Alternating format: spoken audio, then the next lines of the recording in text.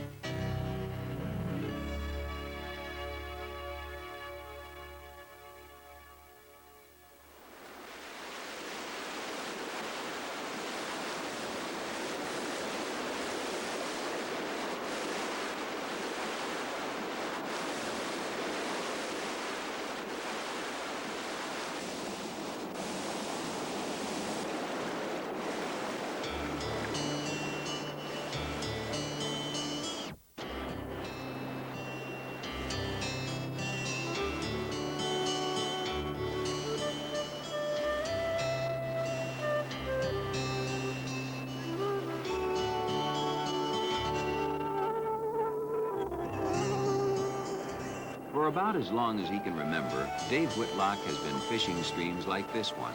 It wanders through a remote section of northern Maine. The stream is home to landlocked salmon, smallmouth bass, and native brook trout. Growing up in Oklahoma, Dave's first taste of fishing was with a cane pole, hook, line, and worm, trying for largemouth bass, bluegills, and catfish. He was always an inquisitive person, and as a boy read every fishing magazine he could. Eventually, he was drawn to fly fishing. I guess probably that I was always a person who liked to turn rocks over in the water and see what was underneath them.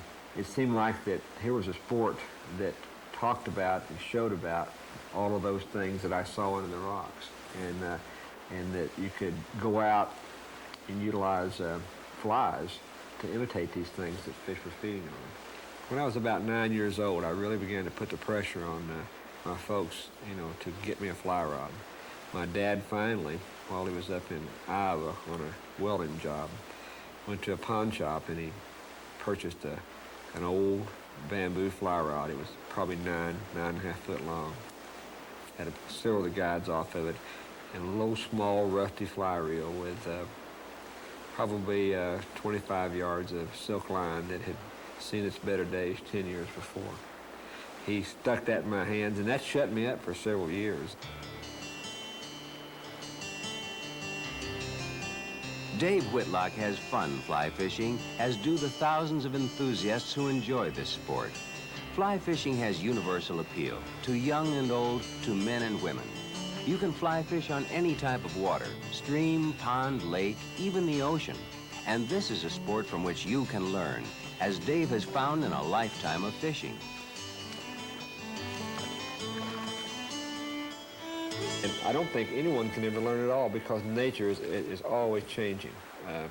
There's never a year, never a season or a week that's the same. But that's what's really nice about the sport, is that no matter how long you're around, there's always something new and interesting and alive to learn. There's 1,000 stages you can fish on, so you just never get enough of it.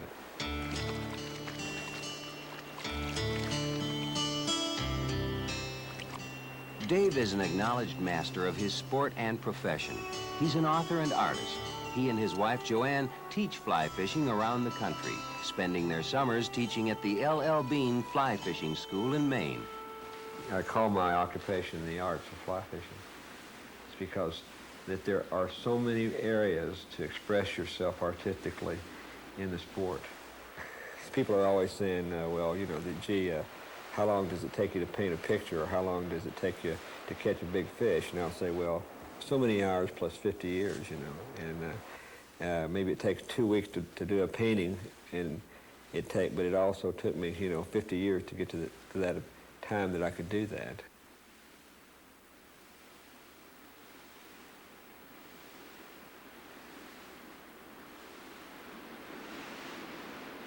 You know, a lot of people spend their entire life working in a factory or an office. I guess I'm pretty darn lucky because, well, this is my office. And this is the tool of my craft. My job is fly fishing. What I'd like to do is share with you the knowledge that I've acquired in almost a lifetime of working in areas like this, so that whether you're 8 or 80, you'll have the foundation and the enthusiasm to really come out into an area like this and become a good fly fisherman.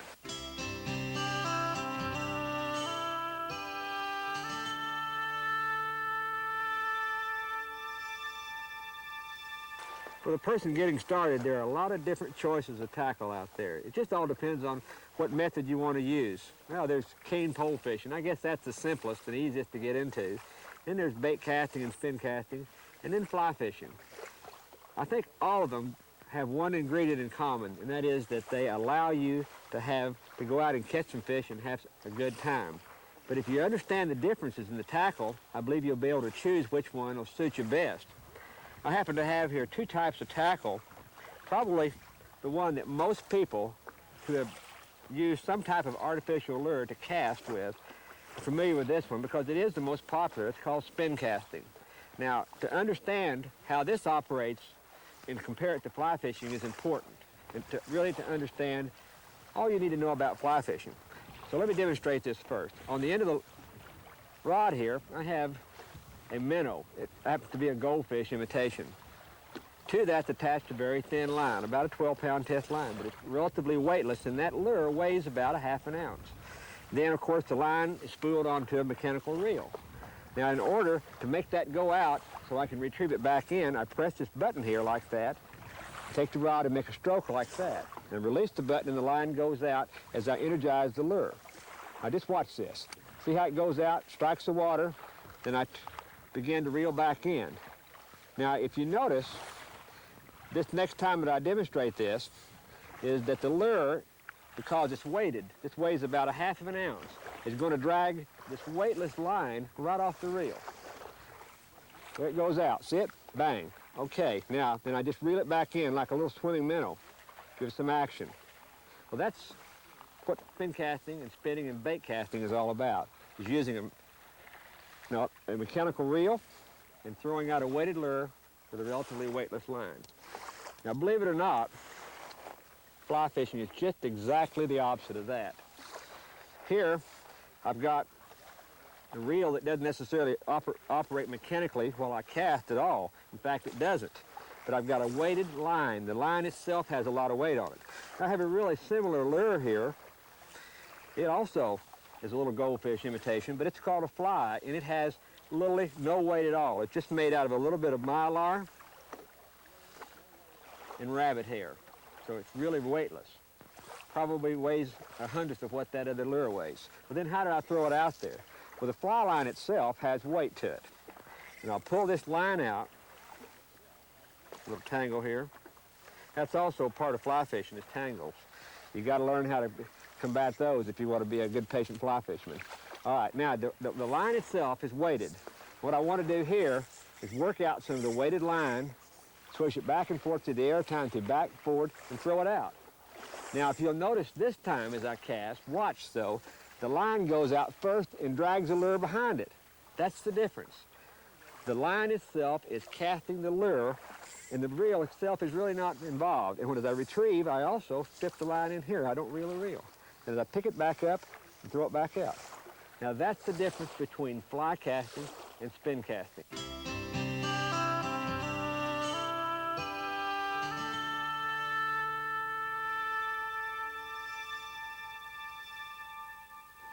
If you've been in a tackle shop, you probably noticed there's just a bewildering array of tackle, all sizes, shapes, and colors, and lengths. And fly tackle is really not any different. There's so many different things, but what you need to do is to understand the basics of tackle, and then choosing the right tackle is really fairly simple. Actually, there are only three general components that you need to know about in order to choose the right tackle for yourself. There's the fly line, which also has the backing and the leader on it. That's the line system. Then there's the fly rod and the fly reel. Three components that you need to know something about. The fly line is the key component to the tackle system, and this is what I want to describe to you first. There are about four things you need to know about this line: the taper of it, the weight of it, the function, whether it floats or sinks, and the color of it. Those four things are important. Fly lines come in three shapes or designs: a level, which is simply a level section of line; a double taper, which is tapered on both ends of a level section; and a weight forward, which is tapered at one end, getting larger, and then quite small at the other end. There are three basic types of fly lines according to their density or function. The floating line, which essentially floats on the surface or just in the surface film. Then there's a slow sinking line, which when it hits the water just barely goes below the surface. And then there's a fast sinking line that once it strikes the water, it sinks quite rapidly. Now, each of those lines also have what we call casting weight. The weight of the line itself propels the fly through the air to the target. Essentially, to start out fly fishing, you should have a floating line, 6 or 7 weight, double taper, and usually a bright color like this so that you can see it, because visibility is extremely important in being able to see your cast, being able to mend the line on the water, and being able to see the strike. It's a pretty obvious question, I'm sure. You're thinking, how in the world can you tie a fly onto this big bright line and not scare the daylights out of a fish? Well, you're right, it would scare the fish, and it would look very unnatural if you just tied the fly directly to the fly lines. So the other component of the line is the leader, a clear section of monofilament, usually tapering from about the size of the line tip down to quite small to give you the deception you need in order to make the fly look natural in the water. This fly here is tied to the end of the leader, and you can see that it's almost invisible. So this is the difference then. And then function of the leader is it gives you that invisible link between the fly line and the fly. The leaders run from about 12 all the way down to about 4 foot in length. The second component that I consider really important in fly fishing is the fly rod. It's sort of the symbol of fly rod, a long willowy pole. There are several things that we need to know about this. First of all, and I guess the most important, is that this rod must be calibrated to the line weight that you use. Usually on the handle here it will say for a 7 weight, for an 8 weight, etc. So you want to match the rod or balance the rod with the fly line. That's the first and most important component. Fly rods come in a number of different lengths. You can buy them from, say 6 foot all the way up to maybe as much as 14 feet. The 8.5 foot rod is probably the most versatile and most practical fly rod for day in and day out use. In addition to the lengths and the weights that they come in, also there are 3 materials that you'll find fly rods in most frequently: bamboo or cane, fiberglass, and graphite. Now the cane or bamboo rods are lovely works of art. They're very functional, but they're also quite expensive and fragile. Glass is really the workhorse. It's reasonable, it's very functional, and it's quite durable. Graphite, which is actually the newest material on the market, is quite expensive, but it has a super high performance rate. So it's probably more a personal choice of the material you choose as well as what you can afford. If you have kind of a pocketbook problem, the glass is obvious choice. If you really want a high-performing rod that'll do the best job day in and day out, the graphite would be what I'd recommend. Other than that point, rods come in several different lengths, as I mentioned, but also they come in different sections. This rod here is a 4-piece rod. The rods on the table here are 2-piece rods. Now, why 4-piece versus 2? The 2-piece rod is more traditional, but I personally, day in and day out, like to use a 4-piece rod in traveling, whether I'm hiking or whether I'm canoeing, being on an airline or in a car. The 4-piece rod is really a much more practical piece of equipment to carry than the 2-piece rod. The third important component in the fly tackle system is the fly reel. This is a single action fly reel, and it's probably the one day in and day out that I prefer the most, and I think most other fly fishermen do. So you can say it's a traditional symbol of the fly tackle. The single action fly reel gets its name because when you make one turn of the handle, you get one turn of the spool, and you retrieve in that much line. Single action fly reels are more reliable also because of their simplicity. Other than that, they also have the ability to change spools very easily. By simply disengaging the spool, I can take another spool of a different size or different color or different weight of fly line and very quickly change it so that I'm back in business again with a second type or third type of fly line. So usually a single action fly reel with 1 or 2 extra spools will allow you to fly fish very efficiently day in and day out. Here again are Dave's recommendations on basic tackle if you're just getting started. A graphite or fiberglass rod 8.5 feet in length. A longer rod can give you control problems. A shorter one will limit what you can do. A single action reel. It's simple, durable, and reliable. Pick up an extra spool so you have both a floating and sinking tip line with you.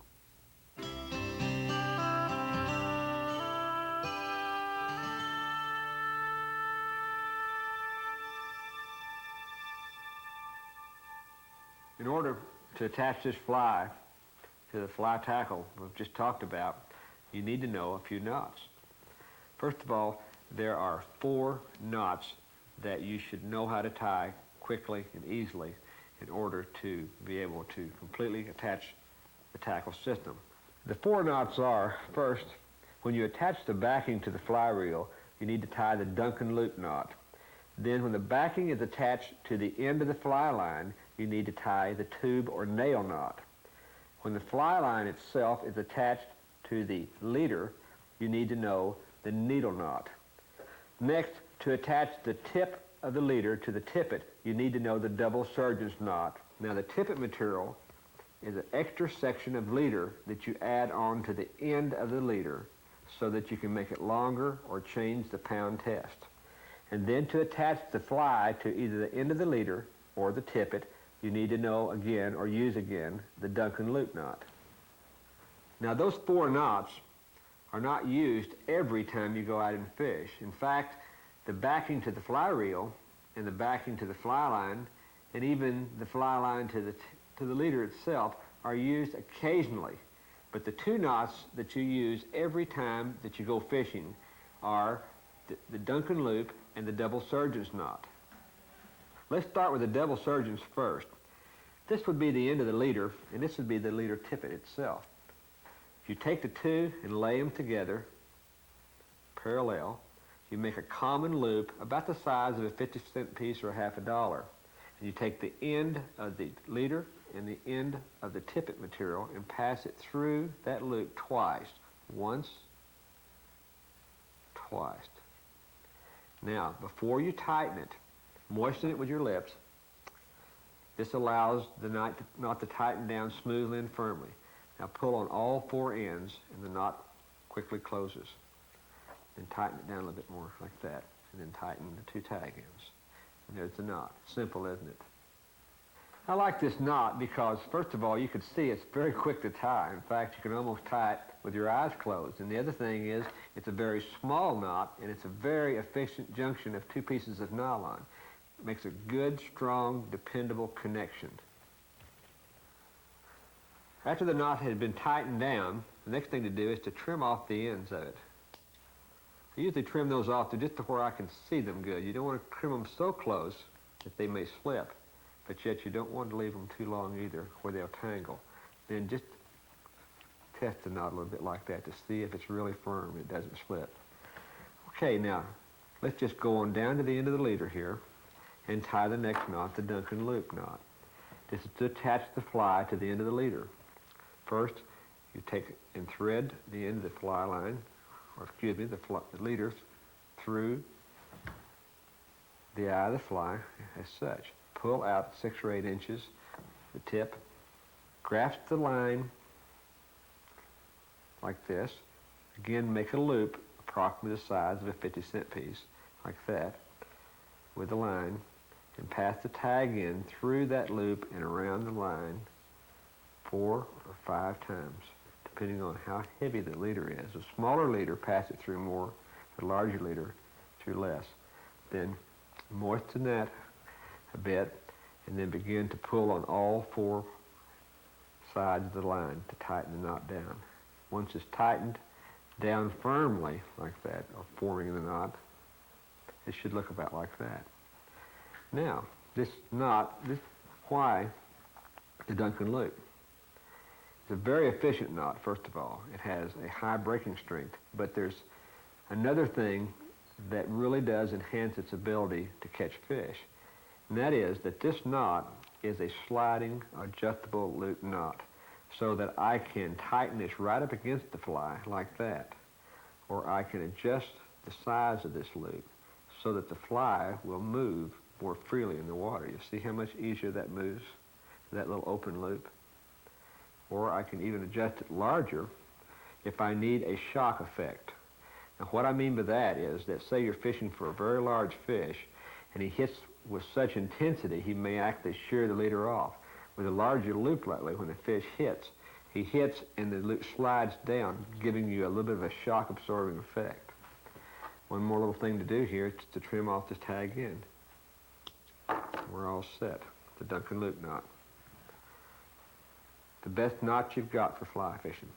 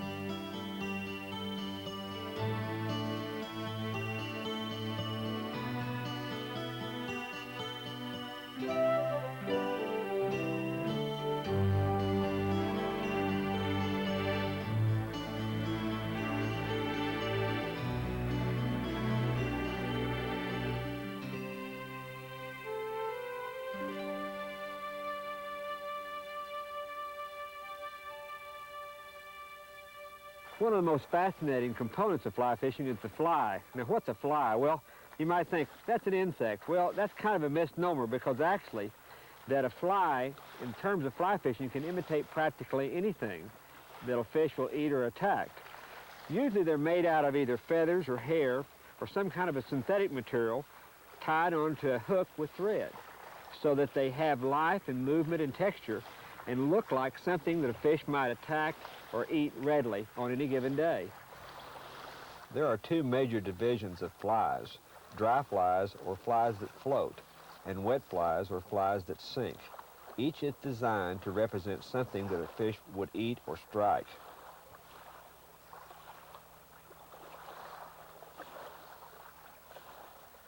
These are dry flies, or floating flies. This is a trout fly, a royal woof. This is a grasshopper. And this is a hair frog. These are sinking or wet flies: a leech, woolly worm, a streamer or minnow, and a nymph. Any good fly should have the following characteristics to be effective: the proper size, the right shape, a correct color, and good water action. Sitting on the water's surface or floating, dry flies can imitate either terrestrial or aquatic insects, frogs, mice, or even plant seeds. Dry flies or floating flies are usually more effective to fish in warmer weather, when insects and other airborne and land creatures are more plentiful and active. But overall, wet flies are much more effective than dry flies simply because fish spend more time feeding under the water where food is most abundant. Fish also feed more regularly beneath the surface because there they are secure from land or airborne predators. I could spend all day talking about these flies. They're so fascinating to me, but probably that's all you really need to know to get started, other than maybe I might suggest that where you fish locally, you might go to the tackle dealer there and ask his advice about what flies are really working in the area, or sometimes there's some really good books written about the type of fishing you want to be doing. But sooner or later, though, I'll bet you that you'll want to take up fly tying, because to me, that's an art form, and it's at least 50% of the enjoyment of fly fishing. You can make these flies in the winter or any other time you have a few minutes. But the thing about it is that it's a rewarding pastime that you really you enjoy. You can catch fish with them. I guarantee you this, that if I can tie flies, anybody can. My grandmother bought me a fly tying kit when I was 12 years old, and I didn't know which end of the hook to put in the vise. But I kept on practicing and began to fish some of those flies, although they were bad. But you know, even though it made the fish's eyes water, they did hit them, and I caught a few panfish with them. Then over the years, I got a little bit better and a little bit better. So I guess I'd look at it this way. If you can tie your shoestrings or sign your name, you can tie flies.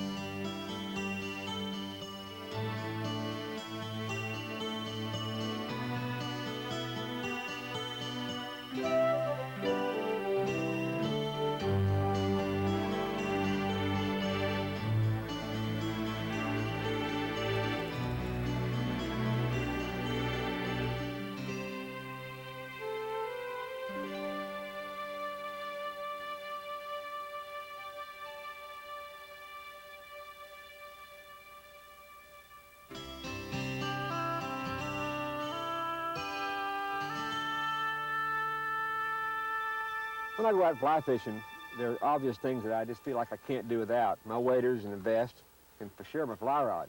But there are 2 or 3 other accessories that I just feel like I have to have a successful day fishing. One of them is a good pair of glasses, sunglasses, but more importantly, polarized sunglasses. These special lenses cut the glare off the water so when I'm walking along, I can see through the water better, but also I can see fish better too, and that makes me fish better. It's important, though, when you buy a pair of polarized glasses, is to get tempered glass lenses. Avoid the plastic, because they tend to damage much easier with insect repellent or abrasion. Also, get the type that have a shielded side on them. This cuts down the glare from the side, as well as also protects your eyes. Now, personally, because of the way I see, I use these little bifocals on the bottom. They're just ideal for looking down through. They're clear. They're not tinted like these others, so I can tie knots on little tiny flies real easy and then go ahead and look up through the glasses while I'm fishing. But they're an excellent accessory. The other thing that I just feel like I have to have is a good hat. A hat gives you protection from the sun, the wind, the rain, the cold, but also ear protection and neck protection with a brim like this on it. The other thing is that the brim of a hat, having a dark underside like that, when you put it over your eyes, breaks off a great deal of the glare, which, you know, avoids eye strain, as well as when you're looking into the water, you can see better.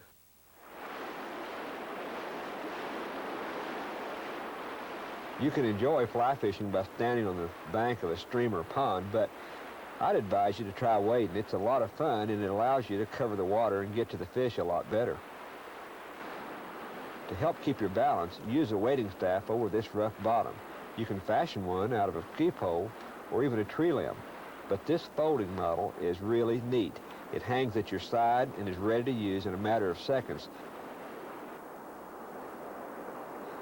To wade and stay dry, you'll need either hip boots or chest-high waders. Whichever you choose, you'll want to make sure that the boot bottoms will grip well for safe wading. A standard rubber-cleated sole works well where bottoms are sort of soft, that is, made of sand, fine gravel, silt, or mud.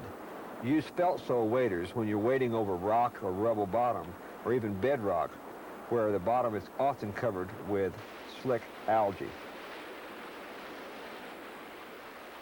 In really swift water over these rocky surfaces, use the combination sole for the most ideal result. That is, a combination of metal studs and felt.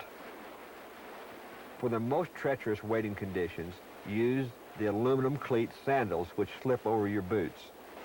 A disadvantage to hip boots is the fact that they are cut low and can fill much more easily with water than chest waders. Don't use them in water over your knees.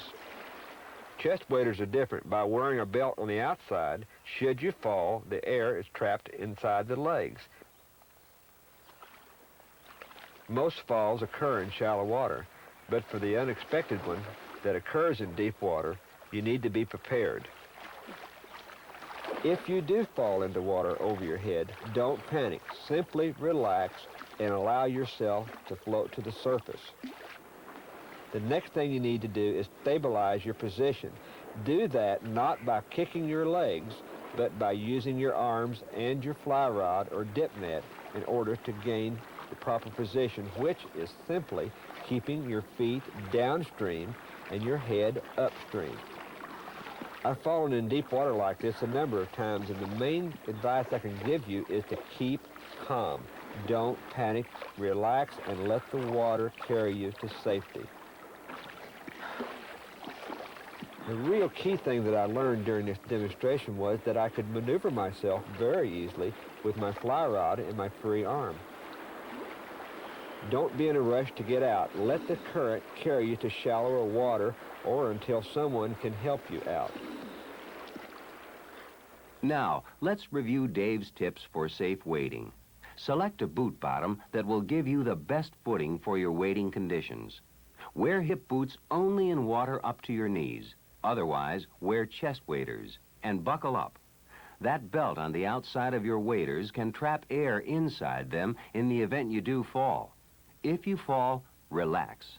Stabilize your position, using your arms to turn yourself so your head is upstream and your feet are downstream. Don't kick your feet, but use your arms and fly rod to maneuver yourself until you can safely get out of the water.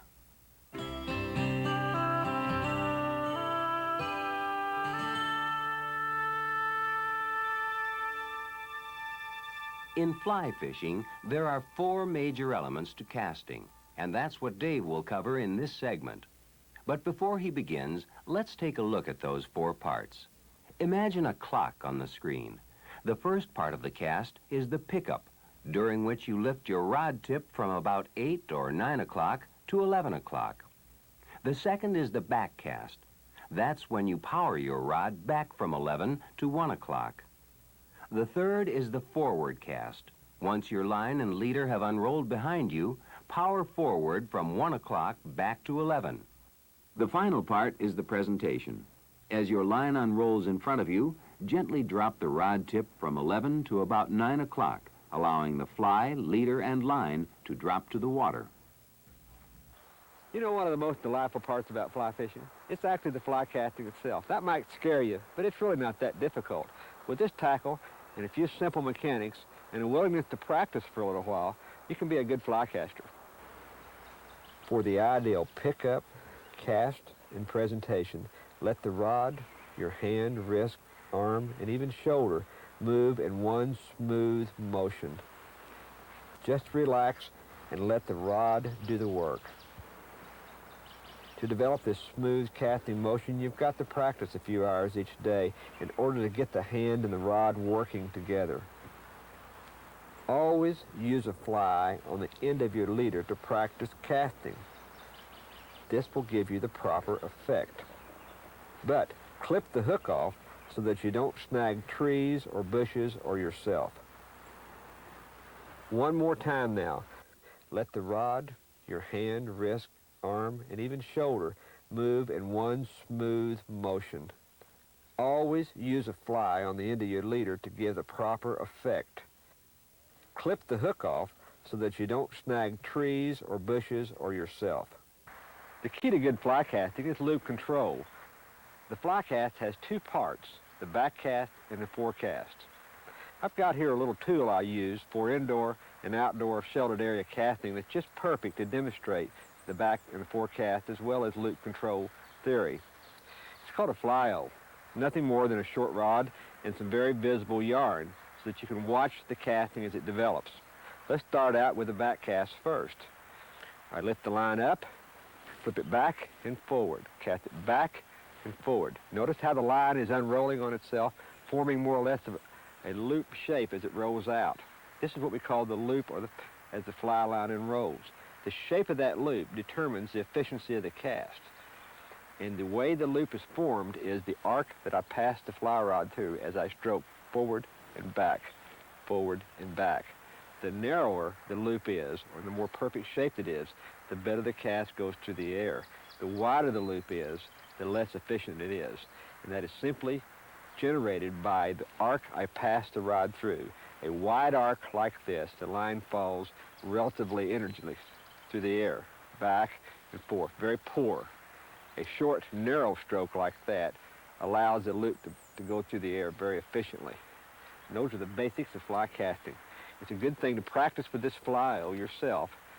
Make yourself one, get out and practice a little bit and learn this stroke before you actually begin using a fully rigged fly rod. Here's a good way to understand the arc-loop relationship. Imagine a clock to my right. You can create a well-shaped loop, one that's nice and tight, just by starting your back cast with your rod at about 8 or 9 o'clock, lifting the tip to 11 and powering back to 1. Watch that loop take shape. Just as it nears the end, begin the forward cast. Then repeat the back cast motion once your forward loop begins to unroll.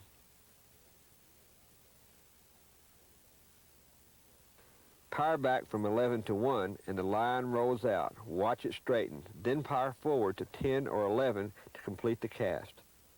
One more time. Back. Watch that loop form.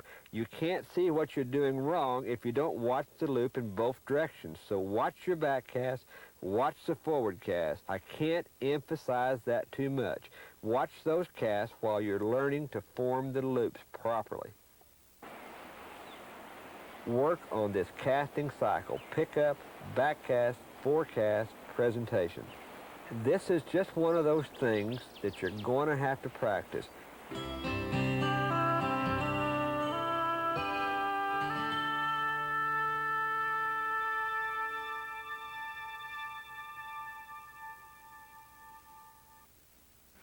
What we want to do today... Dave spends a great deal of time teaching others how to fly fish, or how to improve upon the skills they already have. His clear, practical approach to teaching this sport has opened up a whole new outdoor world for many people, people who might otherwise have never tried fly fishing.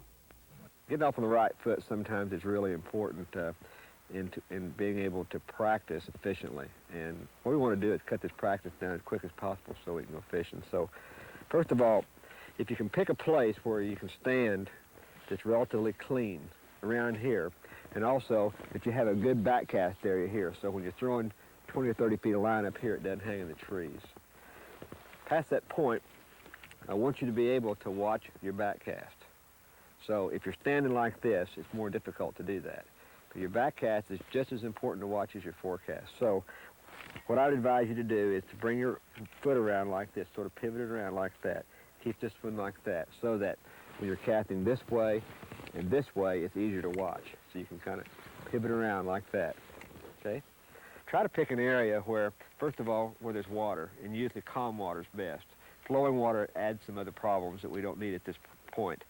Now, the next thing is that make sure when you're practicing always that you have a hookless practice fly on, something that's visible so you can see it going through the air, just like the bright line.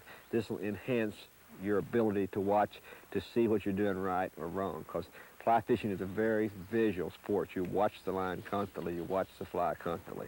Once you're ready to practice, you've got the position, you've got a relatively clean area here.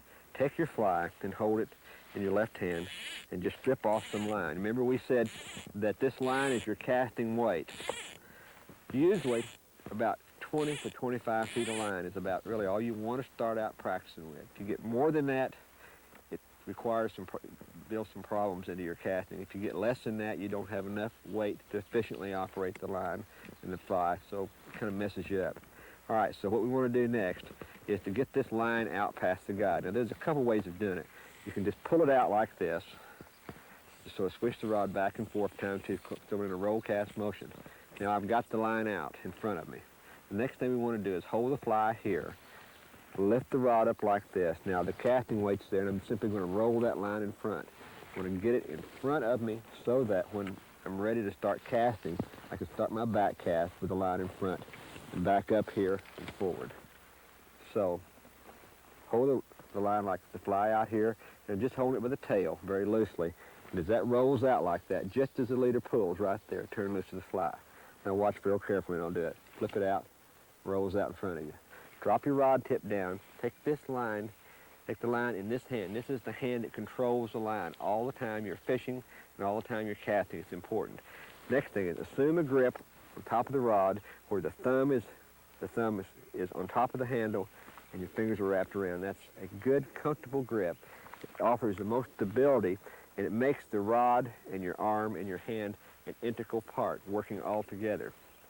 Drop the rod tip down, initiate next the pickup. In other words, I'm going to lift the line off the water up into the casting plane so I can cast it back and forth. The pickup is just as important as the back cast or the forecast because this is where it starts. If you get a bad pickup, your back cast will not be efficient. So lift the line off the water. Don't jerk it off the water, but I'm lifting the line off the water like that.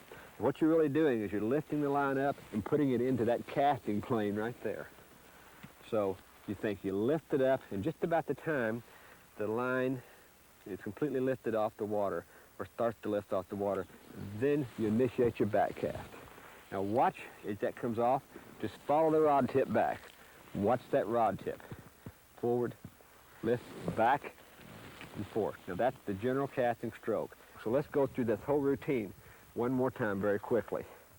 All right, so what we want to do is we start with the rod tip low, lift the line off the water, and just about the time the line tip itself begins to come up off the water, then start your back cast.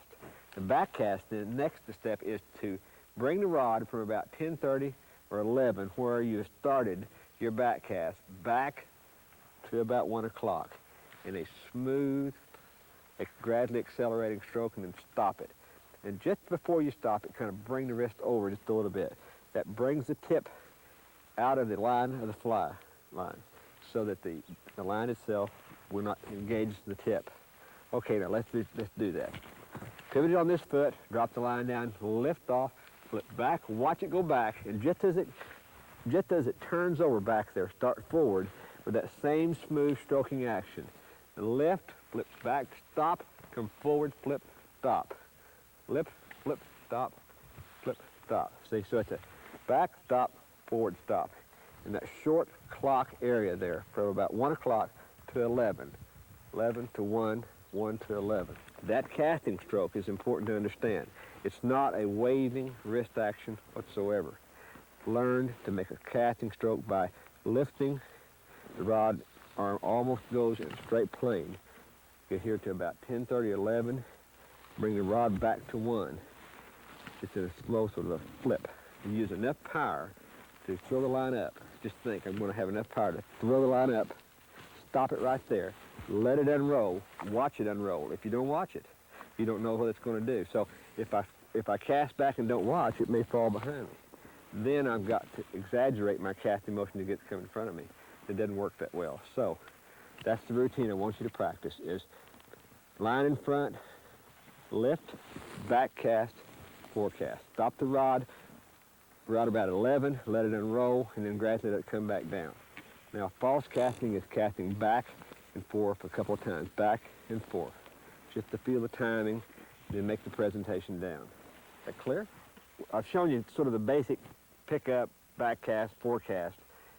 Rather than just constantly practice that becomes kind of redundant and you have to get sort of tired. Also add this to your practice routine, and that is the presentation and then what we call the 2-point control where you begin to fish so that you can retrieve the line or set the hook efficiently. So the pickup, back cast, forecast, and just as the line unrolls, start to tip down, drop it to the water. The next thing is that take this line and put it under your index finger like that and hold it here to retrieve it. This is what we call the 2-point control. 1 point here, 2 point here. That way, anytime that you hook a fish or you need to retrieve line, you always have a point here where you don't allow the slack to develop. If you hold it here and you pull a line back, that's all the farther you can retrieve. And then you have extra slack. So always, this is the line comes down. Just as you make your presentation, line and rolls, follow the rod down, put this under there, and retrieve like this, or tighten the line up. Always do that. Then when you get ready to cast, bring it off, up, hold the line. Get in the habit of doing this. Every time the fly hits the water, by the time the time the fly actually strikes the water, you ought to have that underneath there. Why? Because that's when the fish can hit that fly. And if you're holding it like this, you're not prepared to really set the hook and retrieve the line. But here, when it comes down, you can retrieve that line and never give them slack, like that. It's really an important key to good fishing. So get in your practice, back, forth, time or two, make your presentation under here, and retrieve it like this. Now, the other thing is, another point is that it's an easy habit to get into, and it's a wrong habit, of when you make your cast, if you want to shoot this extra line out, of turning loose of it. Now, that's all right in a sense, but what happens is if you've got quite a bit of line out, and you do that, the line will slap around the rod here, and that can create a lot of friction and is also tighten up. So what I'd prefer to see you do, get in the habit right offhand, is when you make a cast, just form a second guide there. You see how that kept that away from there? So that this guide here is important in stabilizing the line into the rod, but also just make one more guide into this area here so the line can slip out through. That's just a good technique to get started with it. Up, separate, make your cast, and when you shoot line, just hold it like that. See, it'll go out just as well, and it doesn't slap around here and tangle up. Also, sometimes when you hit it just right, the line likes to come around your reel. But if you always hold it out like that, you won't have that problem. In the correct presentation, what you're trying to do is get the fly, leader, and line to strike the water in that order. In order to make it strike in that order and accurately, as the line travels forward, and just as it unrolls, you bring the line down with the rod tip. As the loop moves forward and begins to fall, you begin to bring the rod tip down. Now watch this, as the loop comes forward right there, you begin to bring the rod tip down, and watch, it's almost like a follow-through. Make the cast, stop the rod tip as the line falls, I bring the rod tip down. Back, and watch this, as the line comes, unrolls, right as it just starts to unroll, I bring the rod tip down. If you bring it down too soon, the effect is not proper, but really, the best presentation is the quicker the fly can hit the water, and the line and the leader, like that. So it's a follow-through after the stop. Stop, follow through. Pick it up, cast, present. Cast, present.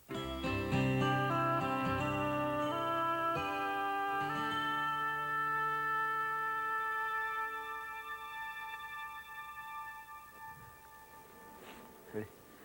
You just tap it right at the very end. So most power comes right at the very end. Right where? No, but I mean, look, right there. Just think you're hitting you've got a nail out here. You have a hammer, you go bang. Okay. If you go too quick, you'll miss the nail. So right Learning to cast well takes practice, lots of it. And it doesn't come automatically to most people. You've got to expect to run into problems, especially in loop control. But don't worry, you're not alone. Cast here for a second. I want to see it. Actually, okay, now just bring your rod all the way back up here like this, see? And down, see, up. No, let it come all the way back. And you got to get the line behind you, so let it slide right all the way up to there. Now just make a tight loop stroke forward now. Here, see that pretty? A key to good fly casting is making a tight, well-formed loop. But as Jody has learned, it's also one of the most difficult things for the beginning fly caster to do. I want you just to relax. I want to show you a little bit of something here. You remember whenever I was talking about the beginning cast where we make a fairly short stroke between about 11 and 1, back and forth? Well, what you're doing, honey, is you're bringing the rod all the way back to 3, then coming all the way to 9. And that makes that big wide loop, and that's why it's kind of being poopy going back and forth, because you don't have a good direction. Now, here, let me just take the rod and I'll show you here. Now, what we want to do is start right here and go to here and stop it. Now, that's about 1 o'clock. Then come back to about 11 and stop it right there. That'll tighten that loop up. Now, let me just give you a couple of strokes here. You just kind of follow along with me. Up, down. Almost like you're throwing it up and down. It's a little short stroke. You give that a try. Excellent. Okay. Try it again. All right. Now you see that how your loop's tightened up? Sure. See my tire line? Excellent. Very good. All right. That looks good. Feels better too, doesn't it? Yeah. See how it's just going right out, straight out, and laying out in the water rather than falling in a big pile in front of you. Oh, that's good. Bruce is having trouble with his forward cast. The line smacks the water, and that kills the cast. I tell you, notice how your line, Bruce, is kind of hitting the water and sort of falling in a pile out there? Yeah. That's a pretty common problem when you first get started out. And what causes that is that essentially when you make your back cast, you're stopping it just about the right direction, right up here. But you're bringing your forecast too far forward, and that just makes that line follow the rod tip right into the water. This time, take and make your cast and stop it up here a little higher, about 11 or 10 or 11 o'clock, and just let the line roll out there, and then bring the rod down. Let me just give you just a quick up, stop it right there. See how it rolls out and up? Like that. See, I'm stopping the rod right in this area right here. Now just try that. All right, now you see that it straightened right out that time. It didn't pile up. Give it another try. That's it. Now just keep your rod tip fairly high. Good, excellent. Now see there that just by keeping the rod tip high, you corrected that little problem that you had. All right, and it's letting it turn over. Very good. A good pickup and correct timing are essential to getting off on the right foot in casting. Diane is having difficulty with both. Diane, you hear that line hitting the water behind you and it's not going out very well in front of you? Yeah. Well, I'll tell you what's happening, honey. Remember I said that when you're casting that you want to start your rod tip low and kind of lift your line off the water and bring it back. And what you're doing is you're making too much pause. The time you start your cast, you sort of stop your rod, the line sags and it's loose there. And then you have to bring it all the way back to take up all that slack. So just hang on to your line here. Let's roll it out in front of you first. Now, start the rod tip low and just lift up and stop right there. Come right back down. See? Lift up. See, we're starting to cast actually pretty low. See, lift, up, down like that. Now you try that. That's it. Very good. Excellent. Lift. Now lift it up. Watch your back cast. Very good. Now see the difference in that? You're not hitting the water back here. Oh, it feels much better. Yeah. Okay. Sounds Drop your rod tip down a little bit lower. Now pick it up. That's all in one motion. That's it. Good. All right. See, just by dropping the rod tip, you get all that slack up. You get your cast done by 1 o'clock, and it's back. Very good. Robbie has been fishing these northern Maine waters most of his life. He's quite a good young caster. The motion coming almost naturally to him.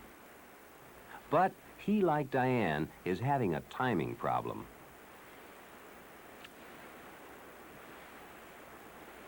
I think that what you're doing here is that you're letting your back cast fall a little bit too far back before you start forward. Also, hold your thumb right up on top. That'll help you stop your back cast. And this time, instead of letting it go back so far and fall, come forward just a little bit quicker. Now let me just give you just a quick, just hang on, just act like you're casting up, down. See, a little more quicker that way. See, up, down like that. Okay, now give that a try. Oh, perfect, great. That's exactly what you're. Ooh, look at that loop. Now see how that goes out there so much better? It goes out there straight rather than fall. That's because you've tightened your loop up rather than letting it fall down. Very good, Rob. Now try it one more time.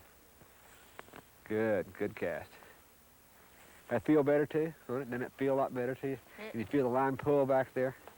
Okay, that's great. Now here are several other problems most new fly casters run into, and some suggestions on how to solve them. Sarah is demonstrating what is known as the tailing loop, a problem that ruins your forward cast and often results in the line dropping in a pile on the water in front of you. It's usually caused when the fly caster begins a power stroke before either the back cast or the forward cast is complete. Sometimes it's a case of too much power too soon. To correct a tailing loop, watch your loops unroll and begin the power stroke slowly as the line and leader are unrolling. Then apply the power gradually and smoothly. Peter is showing you the problem of the snapping fly. Often you'll hear a sharp crack when you cast, and many times your fly will be snapped completely off your leader or tippet. Usually the problem is caused by beginning the forward cast too soon. Sometimes it's a case of a weak back cast, and the line cannot straighten out by the time you begin your forward cast. Watch your back cast, adjust your timing or power, and your problem is solved. One of the first problems the beginning fly caster runs into is the one Jim is demonstrating. The fly line leader and fly don't travel as far as you want them to. Usually it's caused by inefficient casting technique or improperly balanced tackle, or both. If you know your rod and line sizes are correctly matched, then check the size of your loops. They're probably too large. Work to tighten your loops and concentrate on better timing in all parts of your cast. It just takes practice.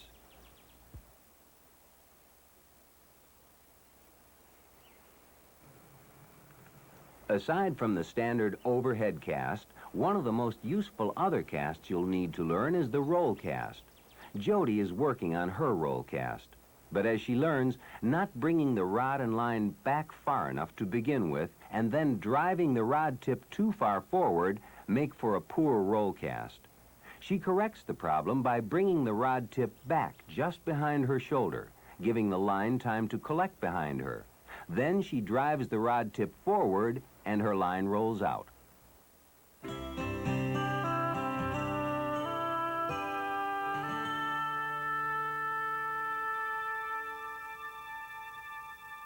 One of the most difficult things for a fly fisherman to cope with or contend with is wind.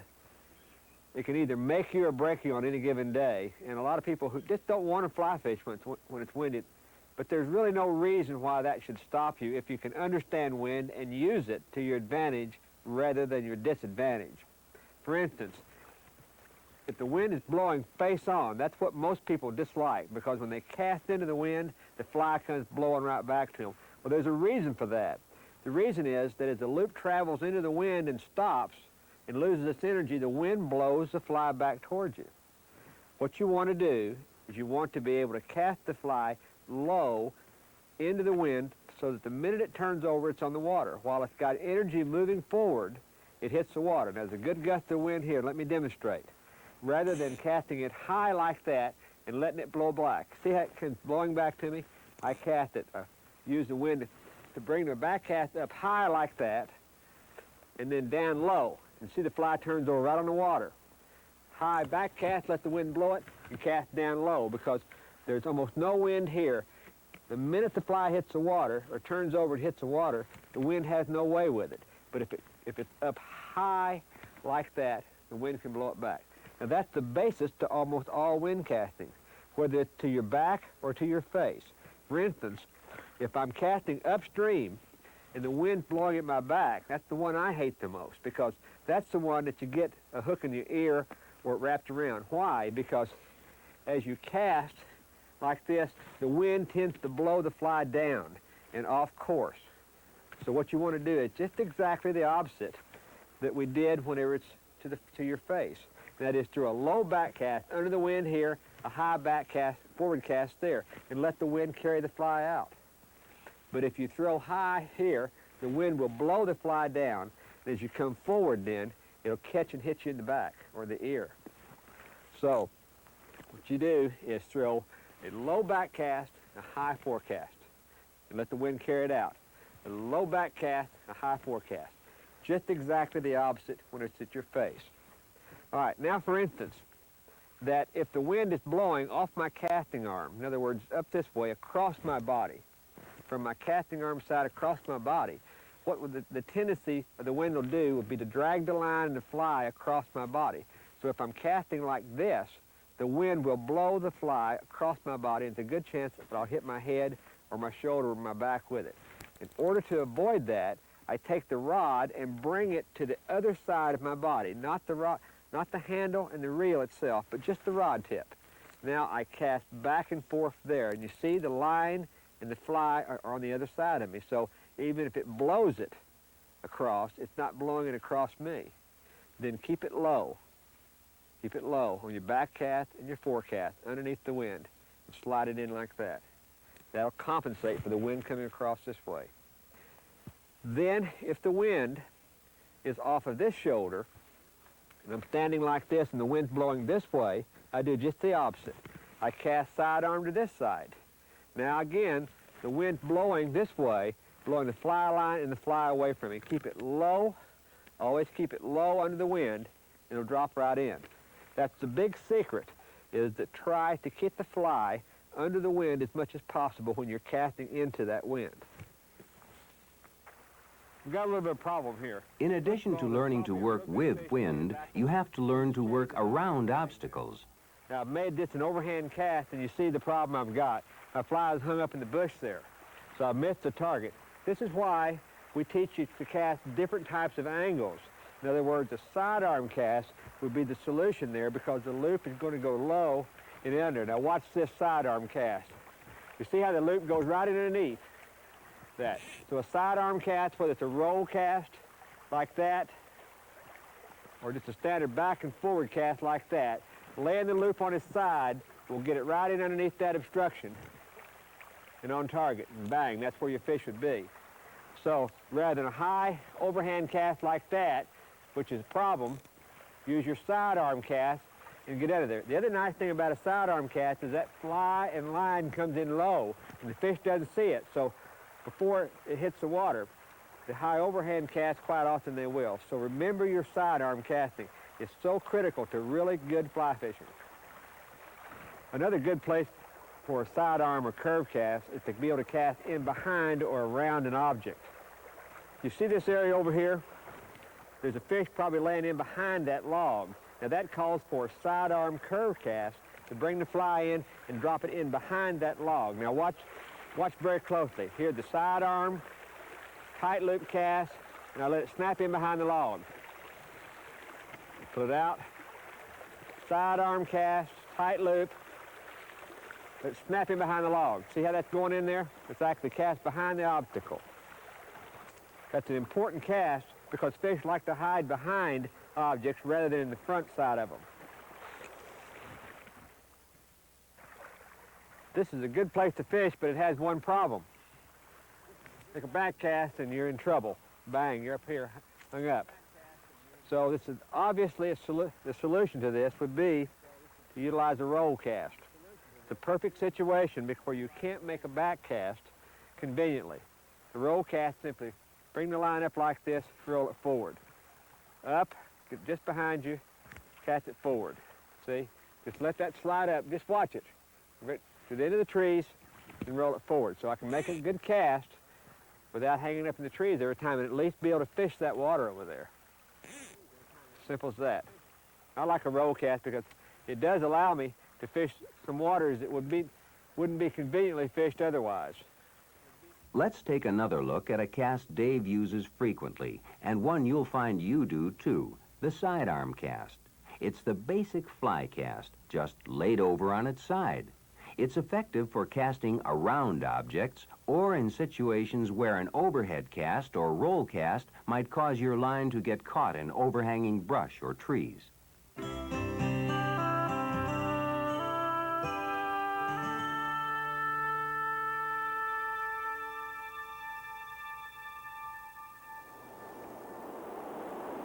Fly fishing is a sport anyone can enjoy, but to catch a fish on fly tackle takes a bit of effort on your part.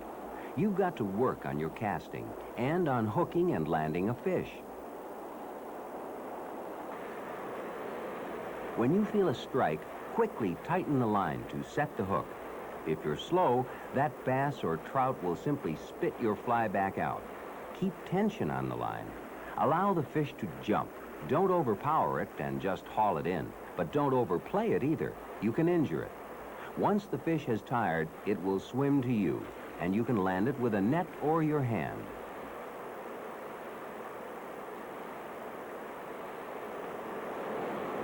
Now, whenever a fish is in the water like this, what you want to try to do is just ease him up. Pulling him upstream, you're trying to pull the hook out of his mouth anyway, so just let him fight and work him easy like this. See, I've just got the rod bend. Just letting him, And in his classes, Dave teaches his students more than just how to catch a fish. That.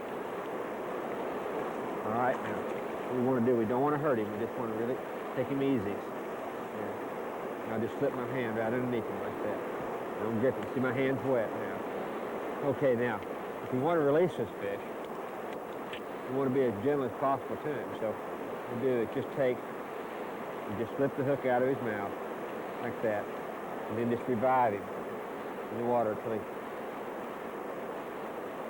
You know, the idea of catch and release anyway, I think is, you know, it'd be nice to eat that fish, but you'd be so much better off back in the water, you know, just because that you might catch him again. And living free like that, he'll reproduce, or someone else will have a good time with him, you know.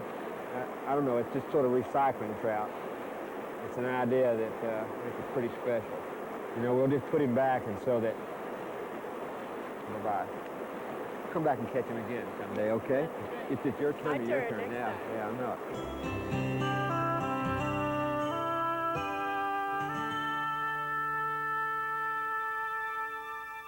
See all that stuff coming down in there? Okay. Dave encourages his students to learn as much as they can about the life of the stream they intend to fish. You should too.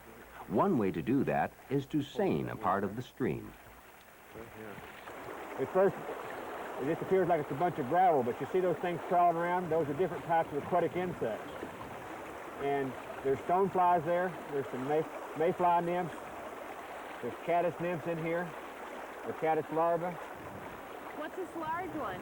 That's a stonefly nymph, Jody. It looks almost like a little roach, doesn't it? But it's an aquatic insect called a stonefly. And yeah, look at there. There's a couple of dragonfly nymphs in there too. They all look like worms, but to a fish, they look like something really good to eat. Why don't we go over here and take a little bit closer look at all of these? Let's try it right in here. It's a good spot. That way our bugs won't get away from us in the water. Let's get down here. Yeah, we got quite a haul here, didn't we? Now let me just pick a few of these out. What we're going to do is put them in the plate in a minute, but let me just get a couple of these in my hand here and identify them for you all. Now, all of these like this, they look like a little roach to me, but they're a stonefly nymph, and they've got characteristics it's easy to identify. Now, see, those are all the same nymph. See, they got two antennae here and two tails and real heavy legs. And also, you notice they got like two wing pads here on it. You turn them over, they're lighter colored on the bottom, and they have their gills right in between their legs. It's kind of a fuzzy white area there. Now, these live about 2 or 3 years in the stream, and then they crawl out on the bank and hatch out into the mature adult, which lives about a week. They mate, lay their eggs back in the water to complete the life cycle. But let me pick up some of these little green worms. Pick up a few of those. Now, we're talking about green worms. They're actually called larvae, caddis larvae. They live on the sides and underneath the rock. Notice how bright green they are. The other one was kind of brown on top and yellow on the bottom. And this caddis larva is sort of an olive green and has sort of a dark back and sort of a dark head and little short legs that look like a worm. Now, probably, from past experience, this is what the trout and the salmon in this river are going to hit today, because it's a real effective pattern to fish right along the bottom. One thing, too, to remember, that anytime you find something like this, where did you find it? Did you catch it on the bottom, along the sides of the river, or what have you? And that's where you should fish those with most success. What do these turn into when they hatch out? Sarah, they turn into what we call a caddis fly. It looks like a little brown moth with kind of a green or olive-colored body. And they flutter around in the evening over the water. You can tell that they look like a little small moth fluttering. When they light, they have a little sort of a tent-shaped wing, and it's kind of mottled brown in color. You know that nice brook trout that I caught the other evening? Well, this is what I caught it on, that little green caddis worm imitation, about a size 12. You know, just about 3/8 of an inch long. this fish now. Just, cast it upstream and just let it tumble along. If you drop a few of these in the water, Robbie, you can watch they just kind of tumble and along. They don't swim at all.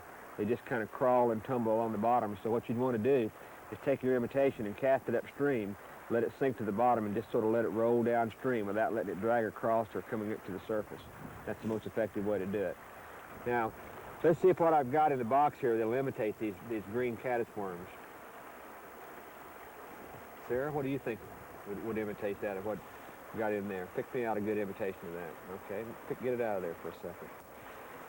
Now, what you need to do is wet that for just a minute, Sarah, in the water. Now, put it up here beside these worms.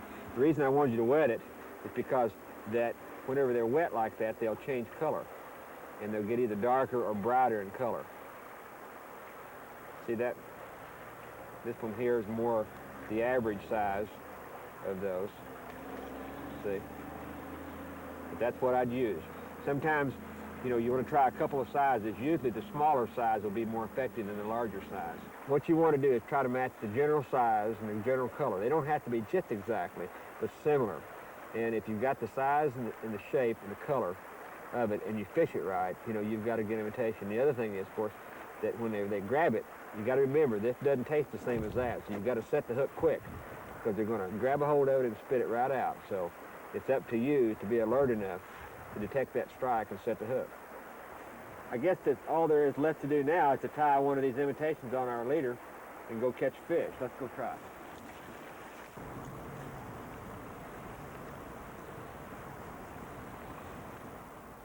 Dave's approach to fly fishing is a practical one. Learn as much as you can about the sport and the aquatic environment, then apply what you know.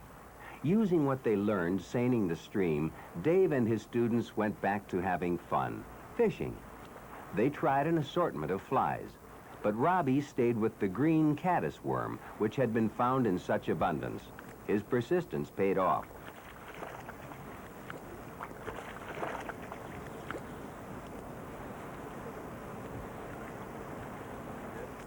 Hey, what'd you get him on? Huh? That's a nice sample. What? Really? Great. Works, doesn't it? Here, let me get over here. All right, beautiful fish. All right, now just ease him in. Just kind of back up here. Give him a little shallower water. That's far enough. Now, don't let the leader get inside the guides. Beautiful fish. All right, he's getting tired. One more good run, huh? All right. Wore out. Okay, now just bring this rod back and just sort of slide it. Give it a little bit more line. Now bring it back and just kind of put your net in the water now. There's that hook in here for you. Attaboy. Okay. Now just bring him back. Come on. Attaboy. That's it. Oh, what a nice fish. Oh, all right. Beautiful. Congratulations. What a fish. Beautiful. Oh, man. Gee, let's put him in the water here before he won't die. What'd he hit? He hit that green caddis worm? Yeah. You want to release him? Yeah, I think so. Just that barbless hook, it ought to slip right out, Robbie.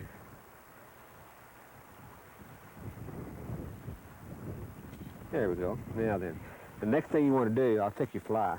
Next thing you want to do is just kind of get him some artificial respiration, because he's tired, and just sort of work him back and forth in the water. Just let him kind of come out of the net there. Oh, I bet you just up and down like this, just kind of easy. Yeah. You'll kind of feel him gaining some strength. Okay, Robbie, now what you want to do is you kind of feel him getting a little bit stronger now. And now just sort of let him slide out of your hand. Just see if he'll swim now. Just kind of give him a little nudge. Let him go? Yeah, just let him go. Easy. Yeah, now give him a little push.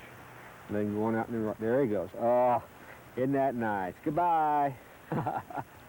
Free again. Hey, congratulations. Fine job. That fly fishing not so bad, is it?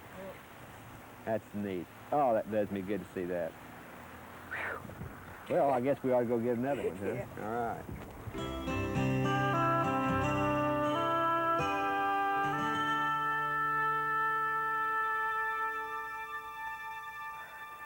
If there's anything I enjoy more than catching a fish on a fly myself, it's seeing my students do it. They're having a good time up there, I'll guarantee you. I'll bet you anything they're not thinking about income tax or world problems or homework. but they're up there having fun, and that really makes me feel good. And that's exactly what I want you to do. I want you to go out and have fun fly fishing.